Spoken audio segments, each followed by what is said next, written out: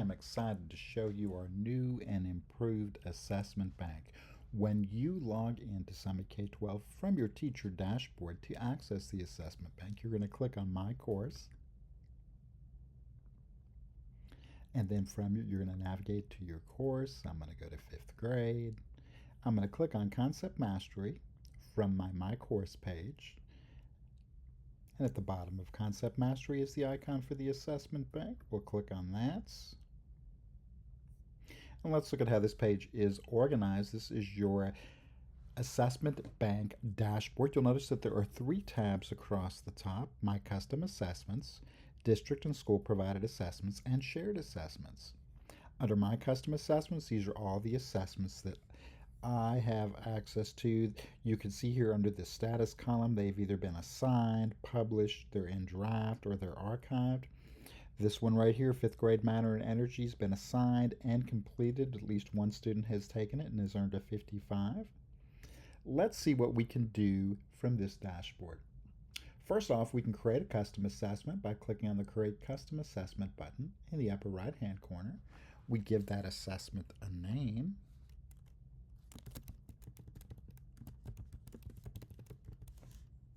Click on Create.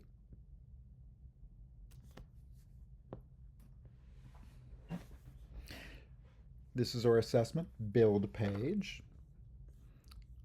There are filters on the left-hand side of the screen. That's the first thing we do. We can filter by question type. All the question types here. Recall that the short constructed response questions, there are ones for every grade level, not only tested grade levels, and they are AI graded for you. I can filter by TEKS. Let's make one for all of reporting category 1, Matter and Energy. I can choose to include or exclude scaffolded questions, lower grade level questions, aligned to the standards that I've included.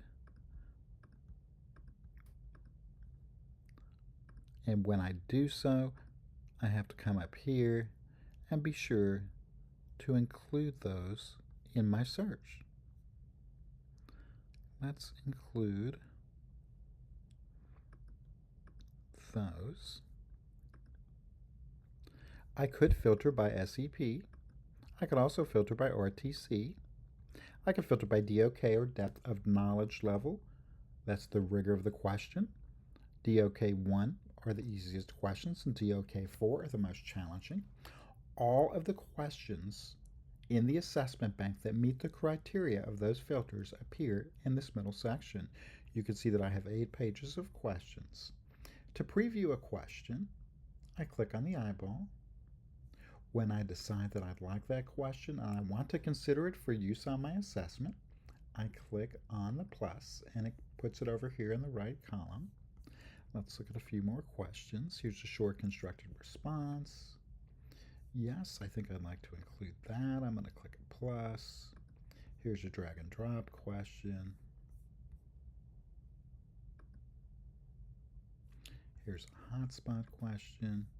Let's find one more question to add. Here's a multiple choice. Notice I didn't have to put in the number of questions I'd like. I could make any length assessment from a 1-question assessment, which is quite appropriate for an entry ticket or an exit ticket or a short constructed response, all the way up to a longer assessments. I can click on Save as Draft and come back and continue building this later, or I can click on Continue if I'm still working. Now here are all my questions. I can click on the down arrow and see the question. I can click on the X and remove the question. I can click on these little handlebars and rearrange the order of the questions so they can be in any order that I'd like. Once I'm satisfied with my questions and the order of the questions, I click on Continue or Save as Draft if I need to continue working later. Now I get my publishing options. I have a couple of choices here. I click on Publish and that assessment will be published as it is. Students will not see their answers, only their grade after they submit it, and there's not a passing threshold. That is the default. If I would like to allow my students to see their answers, after they complete the assessment, I click this button right here, and this will allow them to see their answer choice and the correct answer in their feedback. If I would like to set a passing threshold, I can click here and set my passing rate at whatever I'd like. I'm going to set it at a 70. When this is set, students automatically cannot see their answers. That's grayed out for you. And students will have 3 opportunities to earn a 70. The system will remember their highest grade score. You don't have to reassign it. You don't have to delete it and reassign it. You don't have to do anything.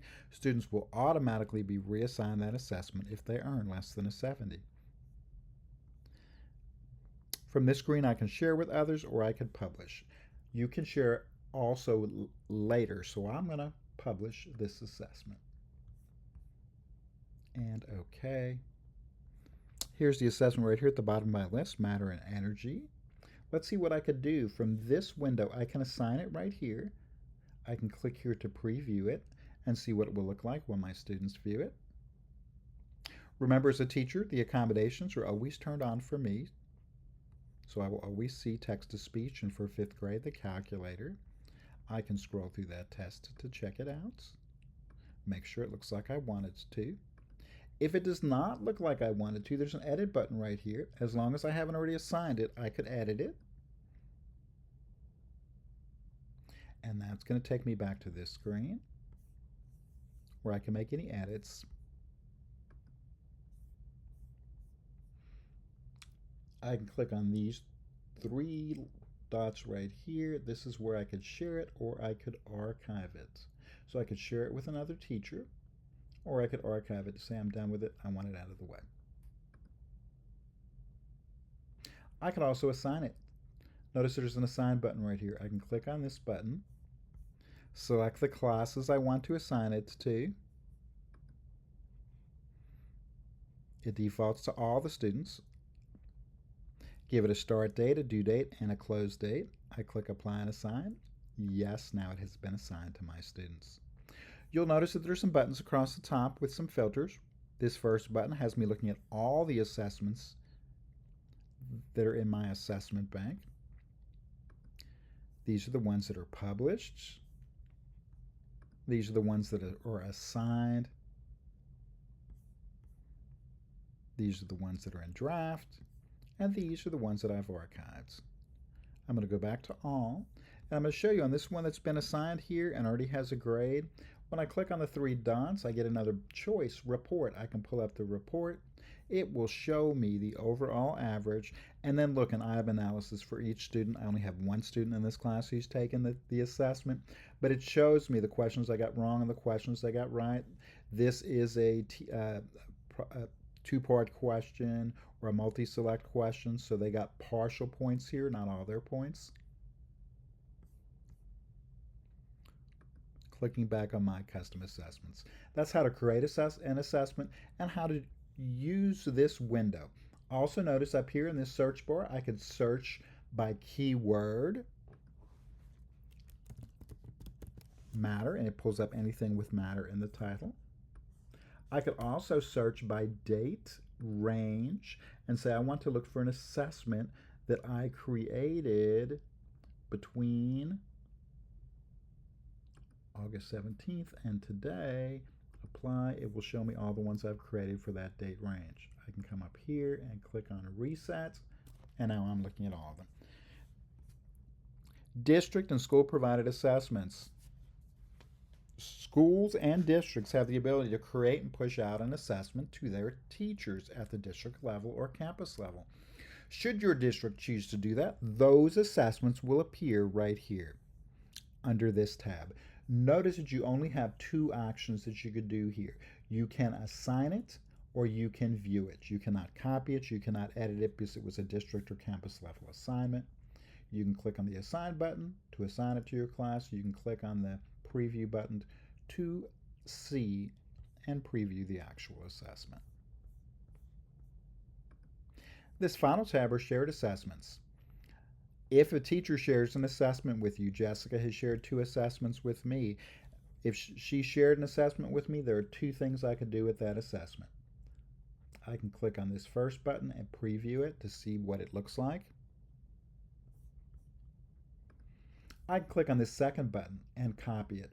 When I make a copy of this assessment and it is duplicated, it will put a copy of it under my custom assessments. Once it lives under my custom assessments, I own that copy of the assessment, can make any changes to it, and use it just as if it was an assessment I created. I hope you find the updates to this new and improved assessment bank super useful. Have a good day.